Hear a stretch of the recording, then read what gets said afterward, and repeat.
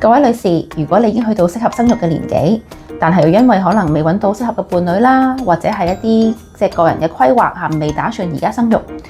咁但係咧又想保留一個生育嘅能力喎，咁點算呢？可以考慮咧趁年輕嘅時候咧去雪定一啲健康嘅卵子。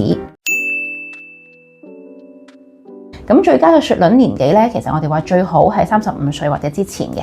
因為如果35歲之後咧，嗰個卵子嘅數目啦同埋質素咧，其實都會下降，成功嘅機會咧相對嚟講咧都冇咁好噶啦。咁雪卵係點做嘅咧？首先我哋咧要幫你打啲所謂嘅排卵針嘅，因為你平時咧每個月只係會有一個卵泡生長同埋排卵嘅啫。但係雪卵咧，我哋就唔想雪一個咁少，我哋想雪多啲。打排卵針嘅目的咧，就係將卵巢入邊嘅卵泡，希望大部分嘅卵泡咧都會生長出嚟，等我哋可以一次過攞到多啲嘅卵子。咁我哋中間會照啲超聲波嘅，咁啊監察住卵泡嘅大細。等卵泡夠大啦，我哋就會安排一個取卵手術。佢經陰道咧有支好幼嘅針仔，咁就入到去卵巢嗰度，將卵泡入邊嘅卵子抽出嚟。